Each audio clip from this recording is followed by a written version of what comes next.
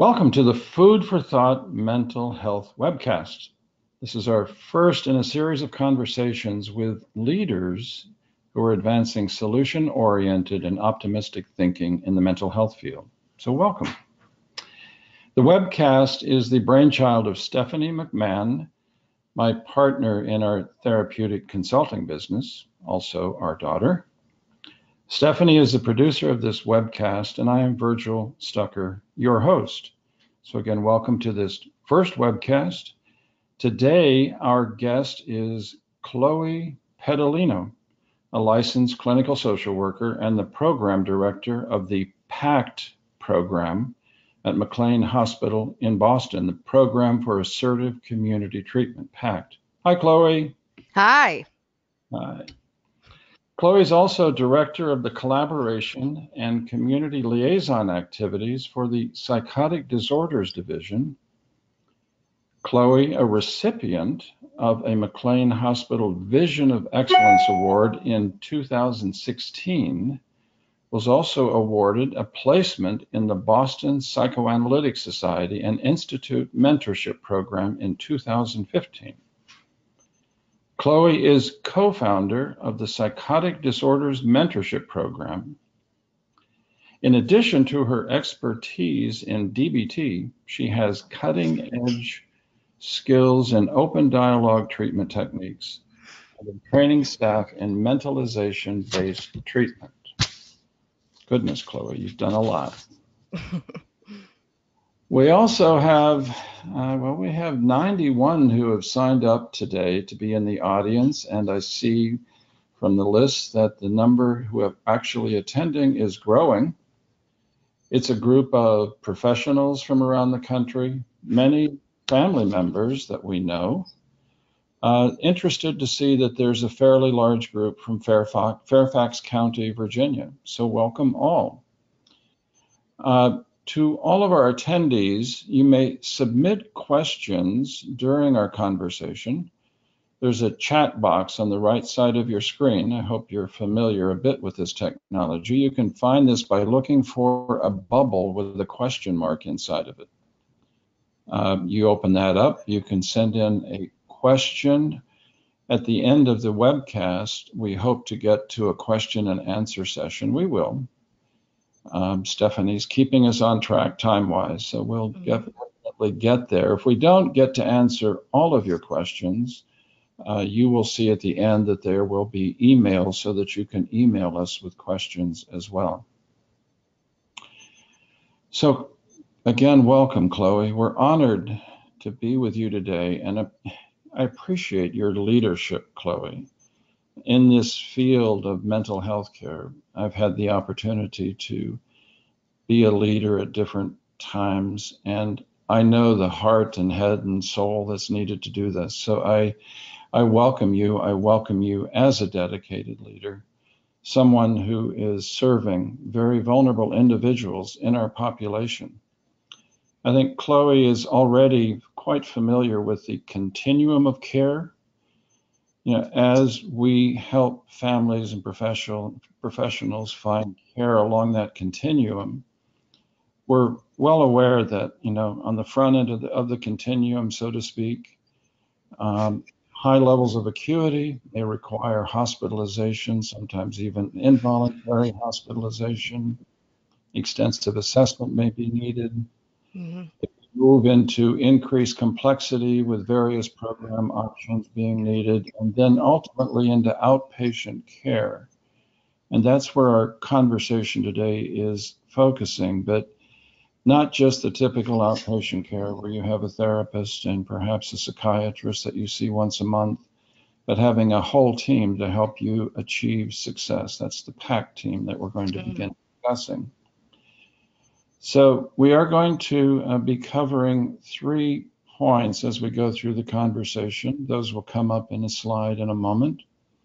But first, let's acknowledge that this PACT program that Chloe is leading has been developed within the continuum of the McLean Hospital. McLean Hospital goes way back to 1811, and today is ranked as the #1 psychiatric hospital in the United States by U.S. News and World Report. Congratulations to you, Chloe, and your Thank you. team. Their PACT program, however, is quite new. It was launched in October of 2018 under Chloe's leadership. They're helping clients with severe and persistent mental illness in the community with diagnoses such as bipolar disorder, psychotic disorders, helping them to create and maintain lives that are healthy, functional, fulfilling, and as independent as possible. You know, there are other PACT teams around the country. These actually started back in the 1970s. A couple of dozen states have them. Some are within the public mental health system, always struggling, it seems, to have sufficient resources. Over the years, I've certainly met very dedicated and inspired staff in some of the publicly funded teams. There are also some private PACT teams. Some are in fixed locations, and some are actually mobile in their work. But what we have with Chloe is, as far as I know, the first full PACT program that exists within a continuum of a larger nonprofit psychiatric healthcare system. Studies of PACT have shown that there are tremendous outcomes that we're going to get to. And we're going to cover 3 basic areas: the form and function of PACT, tools, skills, and inspiration that Chloe brings to this work. And in other words, what inspires leaders to want to do what Chloe's been doing. And then overall outcomes and perhaps some conversation that may help some of you want to strengthen PACT in your own communities or even start a program. So Chloe, let's turn to the first question. Can you elaborate, please, for our listeners on why there is a need for the PACT model and how it fits into the mental health continuum for adults with serious mental illness? Chloe, please. Sure. PACT is a really unique model and level of care. As you pointed to a few minutes ago, on one end of things, the most acute is inpatient level of care. Typically, average length of stay is 7 to 10 days. People are at the height of their illnesses and symptoms, but the main goal of inpatient is really symptom management and sending somebody out and sending somebody home. Then you have residential level of care, which is where somebody goes for an average of a few months to sometimes years, and they provide structure within the program, daily group programming, some case management, some vocational support. Then you have IOP, or partial hospital program, which is an abbreviated daily structure while somebody's living at home for 2 to 4 weeks. Again, group programming and skills building. And then the outpatient, as you mentioned, which is typically a therapist 1 time a week, and a psychiatrist or a prescriber 1 time a month. But all of these levels of care require somebody to be removed from their home or their environment in order to get treatment. And innate in that is this idea of these folks needing to be kind of fixed. And what PACT does is changes the thinking around mental health diagnoses and treatment and effective treatment from fixing somebody to recovery, rehabilitation, and prevention, which are critical factors. And the other question is, okay, so you send somebody out to get treatment, or you're removed from their life to get treatment, but what happens when they return, right? How are they supposed to translate and transmit these skills and kind of artificial community they had there to the real world? And that's really where PACT comes in. Mm-hmm. So what I hear you say, Chloe, is yes, there may be times when people as individuals need to step out of community, hospital care, sometimes residential care. And it's sometimes very difficult for them to step back in community.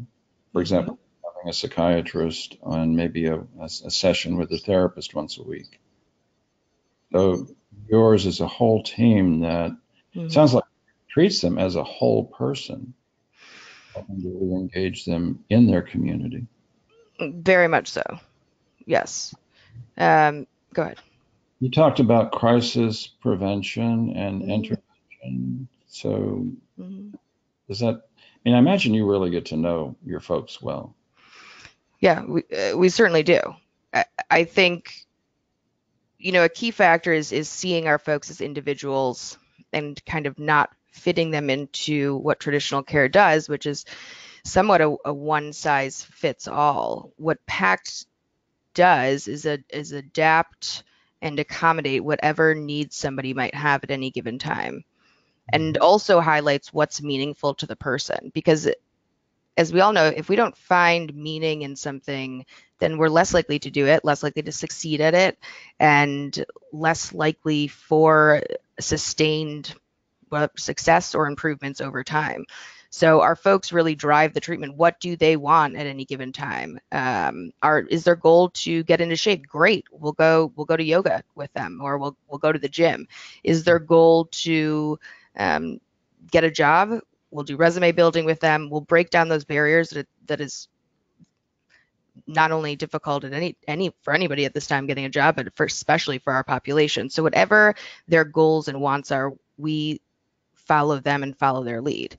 And that's also not only meeting them where they're at with their goals, but also physically in the community. We don't want treatment to interfere with their life. We will bring treatment to them. We will accommodate. We're malleable and flexible in that way. And if somebody does need a higher level of care, then we will be there in the ER. We will be there when someone gets to inpatient unit. That continuity is key and also missing in a lot of traditional treatment. Go ahead. So I'm listening to your words. You're using meaning, people live meaningful lives, goals, this concept of treatment. So what I'm used to in my own experience is that people do well if, in fact, they have a sense of meaning or purpose, they have a sense of belonging, relationship, and then skills. Skills, I often associate that with some of the treatment. You learn psychological skills through psychotherapy, you learn psychopharmacological skills, how to take your medication with your psychiatrist.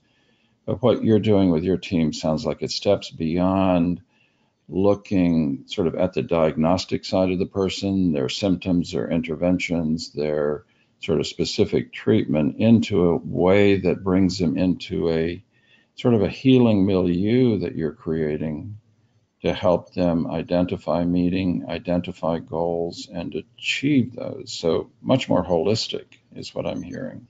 Yes. How long can this go? I mean, is this something where your team can be with them, walk with them for a longer period of time?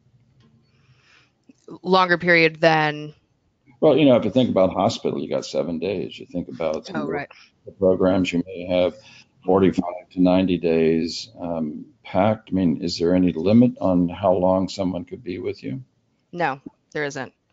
It's totally dependent on what somebody's needs are. So we're a new program. We've had people that have been with us since the start. So that's been around 15 months, and will likely continue on for some years. In some cases, we have other folks that they stay with us for 3 months and they're set to go. And we've helped them kind of reintegrate back into life, establish structure, get back to school, maintain or achieve symptom and maintain symptom stability. So it's completely up to what that person's needs are.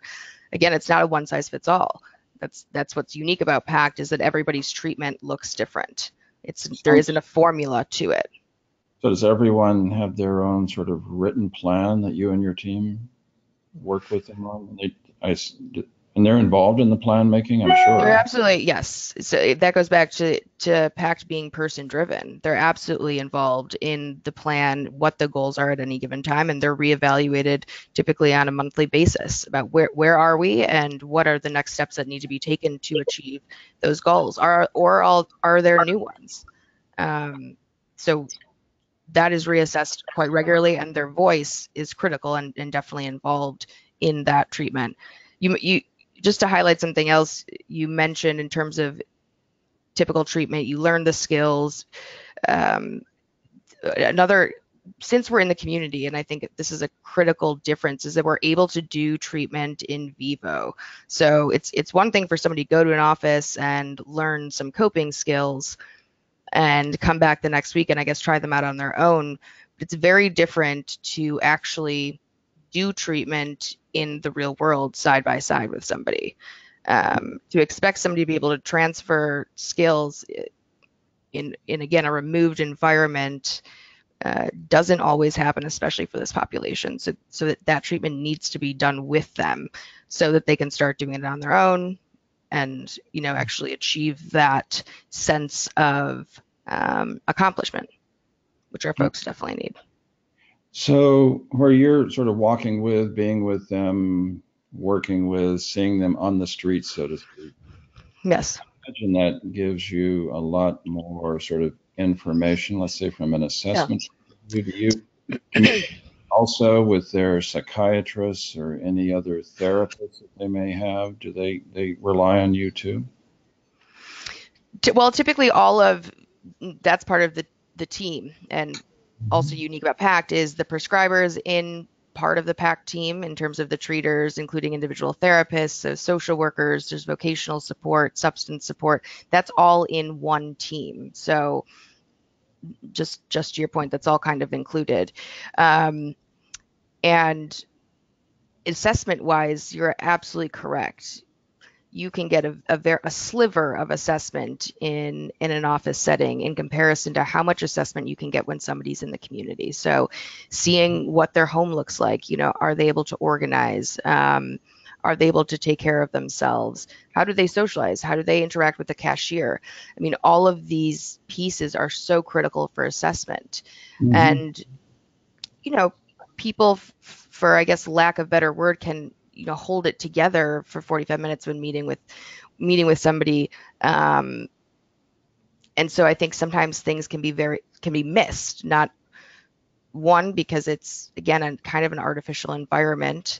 And two, say somebody has a therapist in one organization, a psychiatrist in another organization, that communication isn't always there. And so I think a lot of folks fall through the cracks, which is how we kind of prevent within that team dynamic. So we're having multiple perspectives from different disciplines on the team, multiple points of assessment, and we're very easily accessible and able to respond pretty rapidly in terms of prevention. So let's say we see somebody starting to decline or decompensate, our PACT prescriber can prescribe meds within that day, let's say after several hours of hearing from the person and hearing concerns, and we can actually go pick up the script and bring it to them in their home, right? And we've done that so many times and prevented so many hospitalizations and higher levels of care. Just that's one example, but there's many other ways. So I'm assuming also with hospitalization, if one of your clients goes to the hospital, they don't lose you, and they can. Okay. So and in fact, we're with them while they go inpatient. We'll see them on the inpatient unit. We're talking to their inpatient team. We're continuing to talk to their family members. And to your point, that's actually quite important. Being able to give inpatient or whomever it is that clinical background, that information, able to do it very quickly, shortens their stay usually inpatient because it can take days to get enough information. It's less likely there'll be enormous adjustments to plan that could disrupt the person, and they're able to get back out into the community very quickly because they already have a team and an aftercare in place. So in relation to that, it certainly shortens the time somebody needs to spend inpatient, and that continuity is critical. Okay. Well, that sounds really valuable, and I'm understanding how this getting back and the set of relationships can be sustained over time. Yes. I'm really appreciative, too, that given that this exists within a larger nonprofit healthcare system, you've been able, I think, to be launched through philanthropy and keep your prices very modest. And I'm sure families like that. Yes. So that can help to sustain the cost over time as well. I think we might want to move on to our next question. Sure. I know that you also wanted to talk about families at some point, and Sure. maybe we can wrap some of that into our next question. Absolutely. So, part of what this webcast or webinar is about is shining light on mental health leaders like you, Chloe. Sorry to put you in the spotlight, but there you I'm just so impressed by people who are willing to take leadership. I know that that requires not only intelligence and experience, but courage and a great heart. And, you know, I've seen you work. I know that you have all of that. And again, I'm so appreciative that you're here today sharing some of your leadership interests and skills. So, you know, as a clinician, what experiences have you had that have sort of led you to be the advocate for the vulnerable people that you are, to be a leader of the PACT program today? Why do you believe in it? What's this all about? I mean, there are lots of things that I think have informed my thinking as a clinician, as a leader, and why I am such an advocate for PACT as a model of care. But I'll just name a few. I guess to start, my background is in social work, and that's my education and my training. And innate in social work is the belief that you kind of pointed this earlier, that you must treat the whole person. Theory called person and environment, meaning you can't extract a person from their environment and expect everything to change, going again back to this kind of fixed mentality that I think we really need to move away from. And so there are a couple of factors that I think are really critical and that PACT as a model of care does really well. One is symptom stability. I mean, there's no question that, and specific with these, disorders, for a lot of our folks, when they get unwell, they get very unwell. And what that means is long admissions, a long time away from life in their community. And again, with that transition back to the community, it can set people back, I mean, for months, if not almost a year, depending on that disruption. And so stability and management of symptoms, and keeping, if they do get into kind of an acute experience, keeping that as short as possible. This is also informed certainly by my time on a psychiatric inpatient unit, where I really have seen people at the depths of their illness. And so I can see kind of how bad it gets and how disruptive it can be. So stability is key. Second important factor, and I would say almost more important, that I think is forgotten, is the other aspects of life outside of somebody's illness.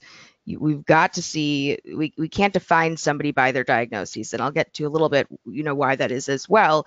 But they're very interrelated, somebody's psychiatric stability and the rest of their life. So I'll give an example. Somebody who experiences voices, yes, that's very biologically driven.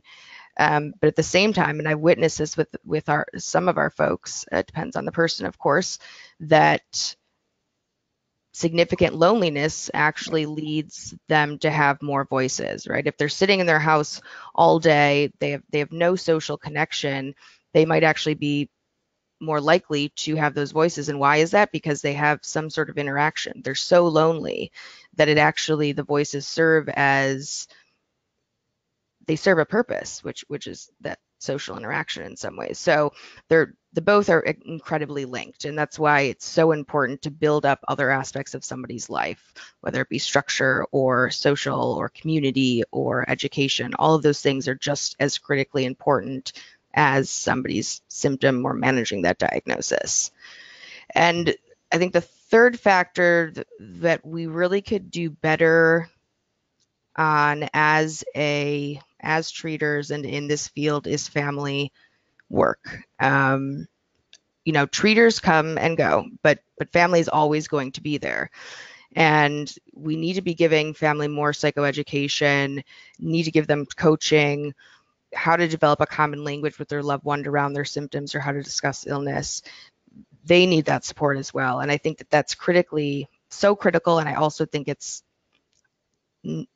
underserved, I think, a lot in our field. And prognosis is significantly better for the individual that has that mental illness when families do get the support, education, and understanding of somebody's illness. So family is key.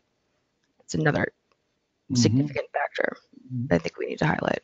So do you meet with some of the families directly? Are they part of the team if the client allows them to be? Yes, and of course it's up to the client. But yes, we absolutely meet with the family. We bring them to treatment team meetings. We also do family phone coaching. And it's interesting to say that, if sometimes the clients are, I don't know if I want family involved or not, but I would say like 95% of the time, the client does see how beneficial it is to have their family involved. They see improvements from their end of things. They like the interactions. They're more positive interactions. They don't feel, they feel less like their families. Sometimes they feel like families trying to micromanage all that sort of thing, which families don't want to be in that role either, to the same point, but they need to learn the skills and coaching, and it's our responsibility to provide that to them. So do some of your clients actually live with their families, some in their own apartments, some in other kind of program supportive, or where do they live? In everything you said. So some live at home, some live in type of group home settings, or supported living environments, and others live on their own and in the community.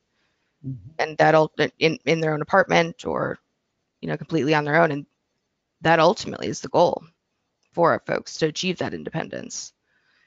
So I can understand from the point of view of a clinician, the training and the experiences that have brought you into this role. I'm also imagining that the role that you're in, Chloe, is probably sometimes almost like a 24/7 kind of responsibility. Yes. Because you're connected not only at the head, but also almost like at the heart and the soul. Certainly. So how do you keep up that wonderful energy you have? People might think, oh goodness, that's a lot to ask from a leader to do. How do you keep up that inspiration that I know you give to your staff and your clients? I think it's because I genuinely believe in these folks. I genuinely believe in our clients, and it's so remarkable to see what they are capable of once they actually have the supports that they need. I've also worked in group home settings where folks that have less severe symptoms than a lot of my current PACT folks do, and they're not doing much. And I argue they're not doing much is because nobody really believes in them, right? Our society in general kind of isn't very hopeful about this specific demographic, and whether they think they're dangerous or incapable or hopeless. I think that belief is what drives me forward, and I think I strongly believe that we need to hold the hope for our folks until they can actually hold the hope for themselves, because society generally doesn't believe in them, our culture doesn't, and so they don't necessarily believe in themselves. And that's what PACT does. It believes, it pushes, we have expectations for folk just as we would, anybody else. And I think that's kind of what drives me. I can give a anecdote if.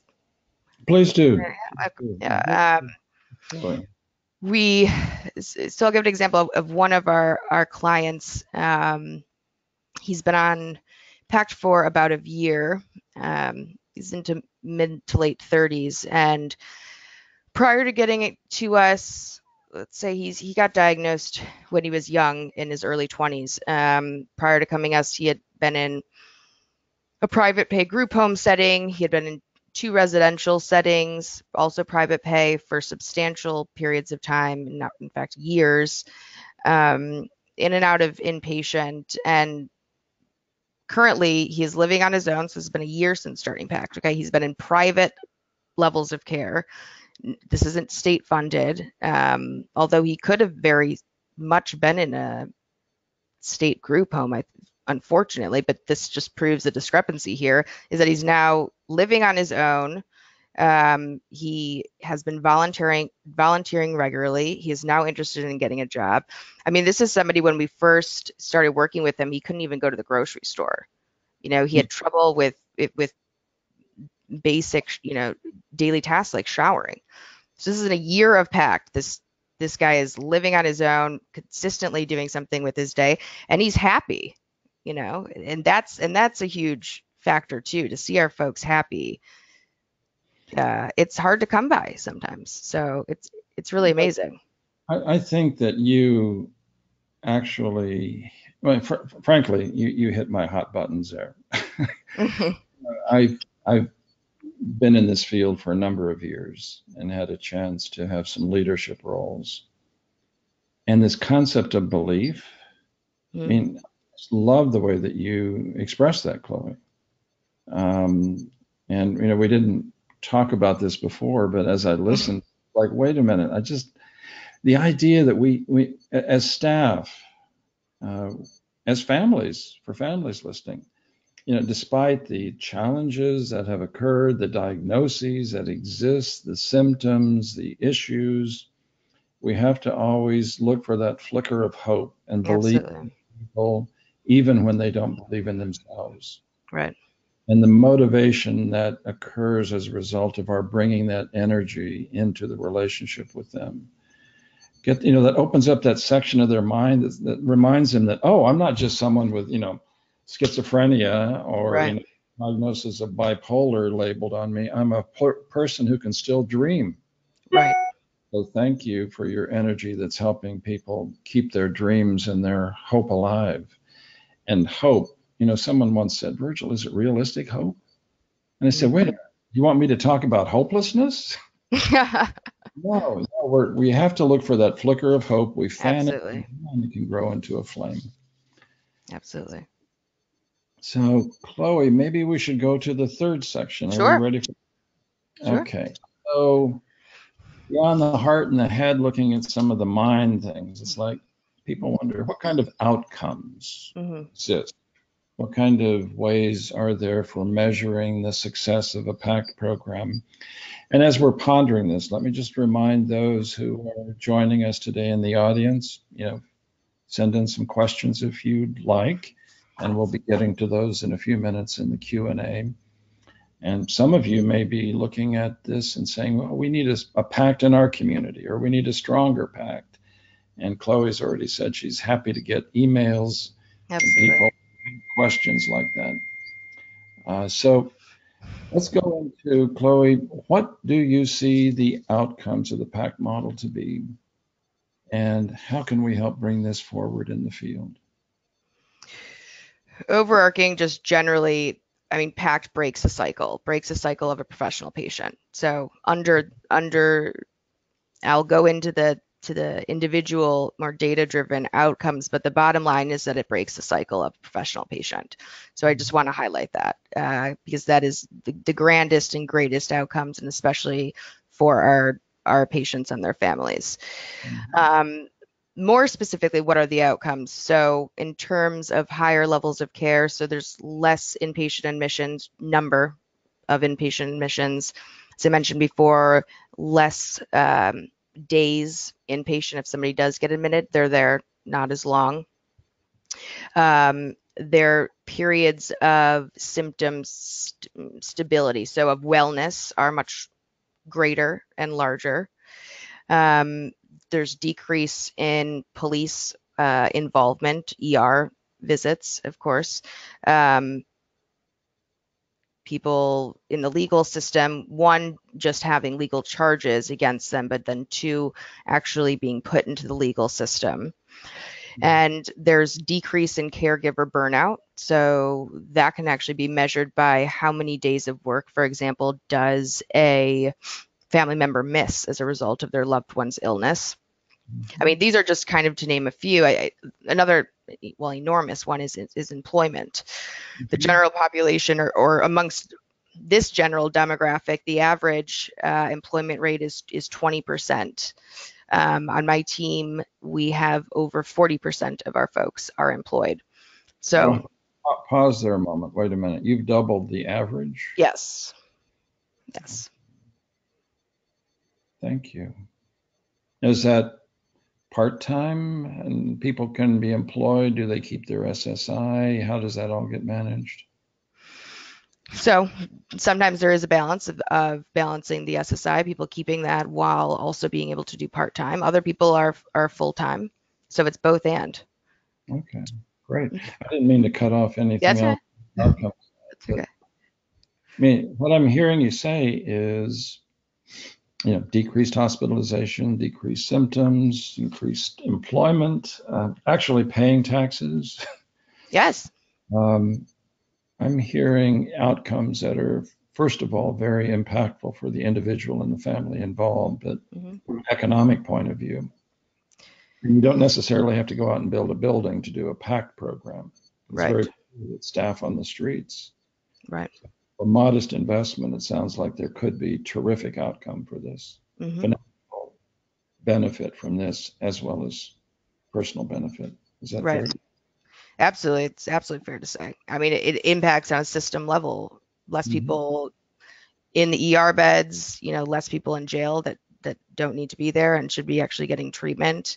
I mean, insurance companies, less admissions, less cost to them because it's preventative. I mean, there's numerous factors on top of the benefit for the actual patient themselves and their families. So yes, you're right. Absolutely. So let's think for a moment. Maybe some of those who are listening to you are saying, well, maybe I'm working at a hospital system. And I'm aware that, there are a few representatives from hospital systems, some nonprofits such as McLean, others from a county system, I think, are observing this. So what's needed in order to start a PAC program? I mean, it sounds like we could go out and start one of these in every community in the country. What's in the way of that? What are the impediments? The impediments are, there are several, I would say. One is just general knowledge of this level of care. It's actually not widely known, both amongst the general public and amongst treaters. So getting more of the word out about PACT. Another huge factor is insurance does not cover PACT as in an entirety. It might cover one of these kind of services or another, but they don't cover the entire PACT as a program. So that could impact potentially who is able to start one or not, meaning that it either has to be affiliated with a state organization, or there needs to be state funding, or it needs to be private pay only. So that could impact in some ways. And I got to say, a huge barrier is how we think about mental health and how we think about treatment, and specifically for this population. This population, again, all mental health diagnoses are stigmatized, but I have to say those with bipolar and psychotic disorders are amongst the most stigmatized out of all diagnoses. And I think that there's a lot of fear of having people with these disorders in the community. Again, it goes back to the thinking of that they're dangerous when in fact they're more likely to be victims and perpetrators, and that they need to be locked up or sent away, and the hopelessness that they can't really get better, in the community, and then again they need to be sent away to get that treatment. I think we need to change our thinking about what it means for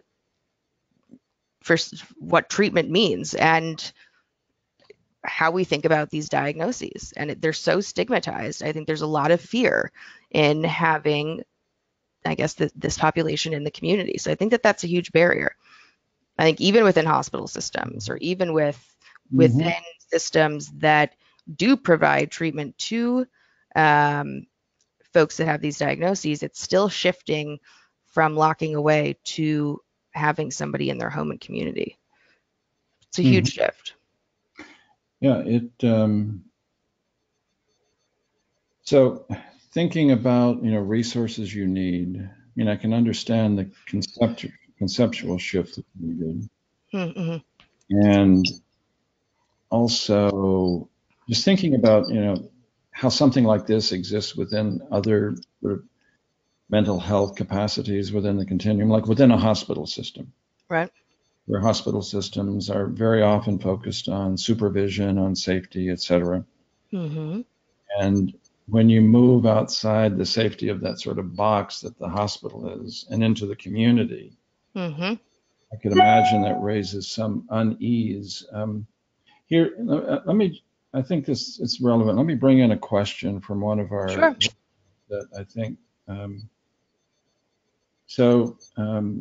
me ask the whole question because it gets to this issue also. Sure. Says, what do you do when a client living independently is not getting out of bed? What responsibility do you have for their safety? So that question is, okay, in the hospital, if they're in the bed, you can see them, you can get them out of bed. But if they're, how do you stay connected? And as far as safety goes, if you have someone who, is that you're becoming concerned about, how do you manage that safety issue? Well, is that a little bit of two questions? Let's go first. Okay, how do you motivate someone who on a particular day may not really be believing in themselves? Let's put it that way. Well,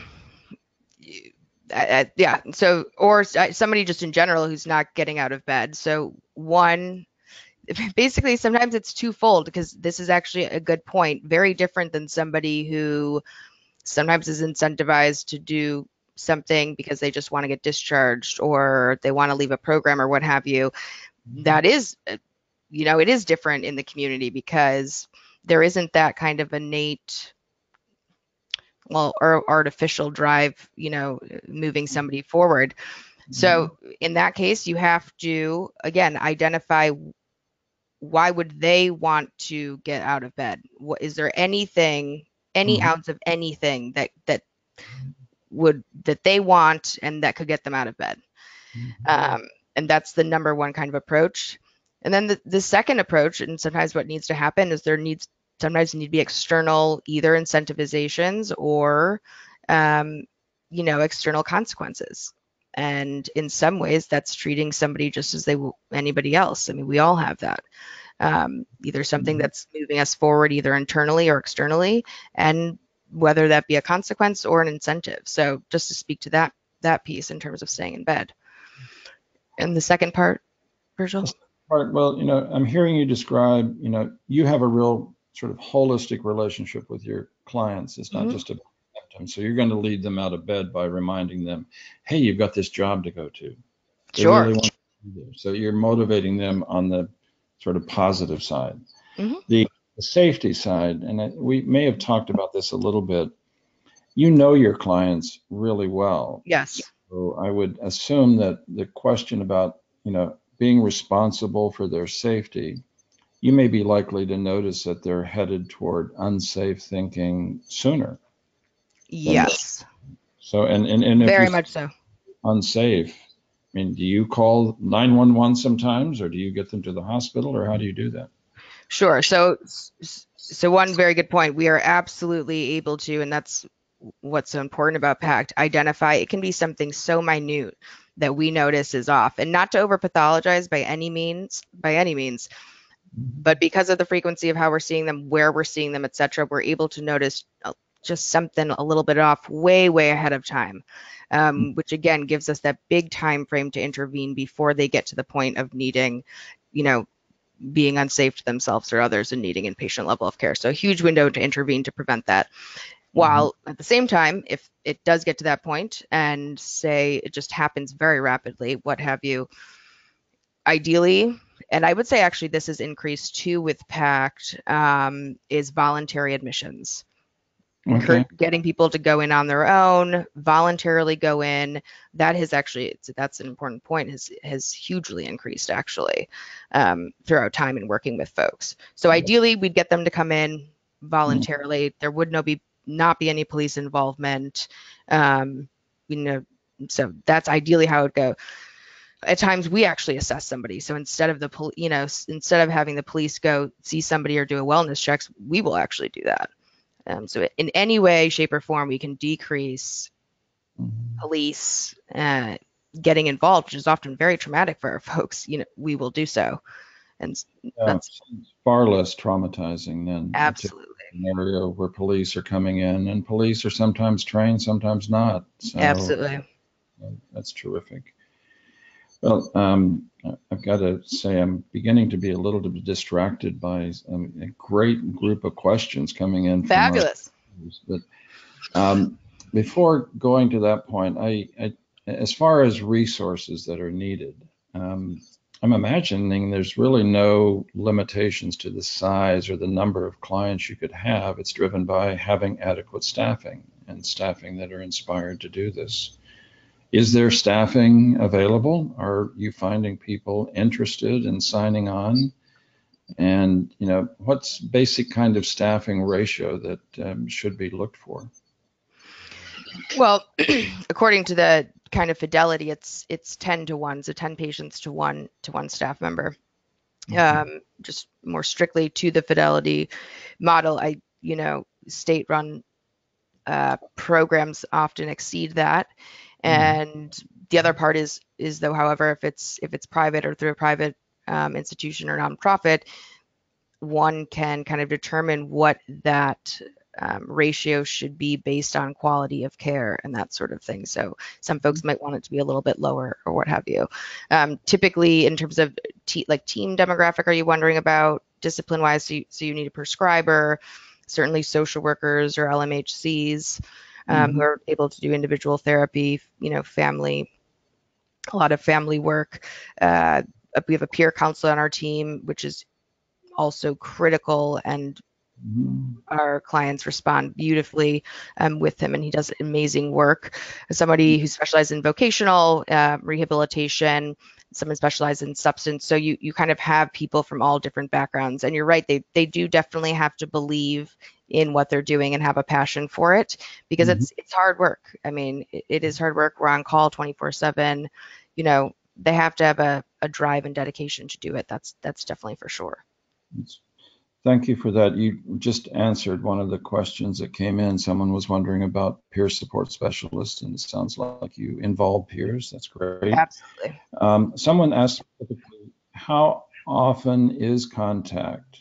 Daily, weekly, how many hours, etc.? Can you respond to that? Yes, I'm going to briefly go back to the peer. I actually ended up hiring a peer on our team earlier than scheduled because of, I believed how much a need there was. So just to highlight the peer again, they're really critical. In terms of, I get this question a lot. What are the hours? How often do we see people? And this is a very tricky question to answer because we are not as formulaic as other kind of traditional models of care. So basically we can range from 1 in-person visit a week to 3, sometimes even more than that. It very much depends on where somebody's at, what their needs are. Say somebody's not doing as well, we're starting to see signs of, decompensating. We might see them more that week and step it up. Say somebody is starting to work and they have, working 4 times a week, and they kind of are like, I don't need you guys as much anymore. That's honestly great. And maybe we'll see them 1 time that week. That means that they're doing well. So that ebbs and flows. I would say there is a lot of indirect care that we provide. For example, we're the only level of care outside of inpatient unit that rounds on somebody every day. So our team is discussing somebody's case every single day. So there's a lot of discussion, a lot of clinical thinking going into it. We do phone coaching with both family and patients throughout the week. We're in regular communication. So there's a lot of stuff going on indirectly as well that I think is important to point out as well for PACT. Okay, thank you. I'm looking at some questions. There's questions about financing. I mean, I'm seeing that the theme is people are recognizing that are viewing, thank you viewers, that there can be really great outcomes to this.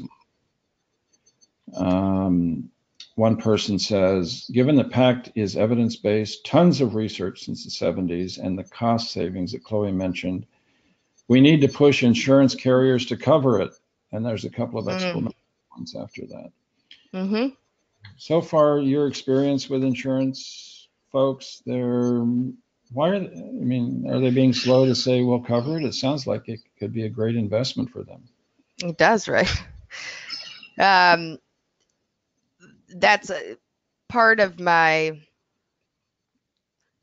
passion and goal, part of my passion for PACT and my goal a little bit longer term is to get insurance to cover this as a level and model of care. I can't speak to exactly, there's a lot. I think that there are a lot of barriers, honestly, to kind of figuring that out, but I do think it's very important and critical.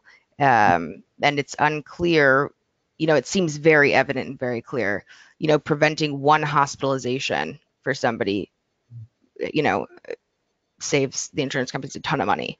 So when you're proving that within a year, say year prior to PACT, someone was hospitalized 4 times, in the year in PACT, maybe hospitalized once. I mean, it's saving them a lot of money. So that's a bigger.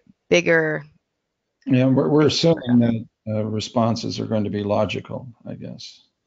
Right. And not always. I would just mention that we're already beginning to schedule some future webinars, and on March 6th, this is relevant to this question, Scott Leshin, president of SJ Health Insurance Advocates, one of the most adept people that I know about these issues of insurance coverage, is going to be having a conversation with us about health insurance. So I can remember to ask him at that point too about, what strategy families might be able to have to get PACT coverage under their health insurance. A little bit more on the financial side. I see some families wondering a little bit more about costs. I mentioned early on that, really appreciating that your PACT program has grown up within the nonprofit structure of McLean Hospital. I'm not asking for the philanthropist involved, but it sounds like there was some philanthropic resource to help launch what you're doing. Yes. And I know that I'm not suggesting we mention the cost exactly, but I was really amazed to hear how reasonably priced the services are, and that your services are available to people who are not necessarily coming from the McLean system, as it were. Yes. But anyone, around Boston. How far outside of Boston do you go? Generally, we're like in a 20 to 30 mile radius, or not minute radius. So driving wise. So the mileage just depends on where we're going. So we're in that area. And I know you and I have talked as well about the concept of some scholarship options for those that can't afford. So yes, that's definitely. You and your team for working out the financial side of it. I know that some of the private options can be quite pricey, and some families it's affordable, for some it's not. Right. Public systems, which exist in a lot of the community mental health systems, the public PACT programs, can be successful indeed. Sure. And sometimes it really depends upon the inspired staff that they have. Right. I know of a PACT program. I was helping a client in St. Paul, Minnesota in the winter, and a social worker from the PACT program there, someone with a great heart like you, basically went out on the streets and got him and saved his life, and he's doing well. So really endorse what you're doing. On admission, one of the questioners is wondering about diagnoses. We've talked about psychotic disorders, bipolar disorders. What about, this one asks about borderline personality disorders. Is that also okay? Yes, that's also okay. I think it's case dependent. So It is case dependent, but so basically it does not exclude somebody from doing PACT. Typically, folks do have at least a primary bipolar or psychotic disorder, but it doesn't exclude them to also have a secondary diagnosis of a personality disorder. Okay. So Okay. it doesn't exclude it, or substance Yeah. as well. So what about with substance abuse? How do you handle that? If someone, relapses, drugs, alcohol, what do you do? Yeah, and we have lots of folks that smoke weed, as we know it's a huge issue for our field right now. Predominantly, you kind of have to work from some motivational interviewing kind of standpoint that and harm reduction. Less is better in a lot of ways. I mean, it depends on where they are in terms of and their substance use. I mean, if it gets to a certain point, then they might also need hospitalization, or maybe that they need a rehab for a period of time. So it kind of depends on where you are at on the spectrum, but we certainly have people that use substances when we work with them, and that is working on motivation, working, identifying what, why do they want to be sober, and or if they do, right? Moving them towards, wanting sobriety is basically the best approach. Okay. And I see we're running out of time. We've got 4 minutes left, and then we're going to be letting people go about the rest of their day. But two quick ones on the level of complexity. You address substance abuse. What about people who are, in addition to their mental health condition, maybe, quote, on the spectrum, what we used to call Sure. Asperger's? Sure. That's okay. Several folks.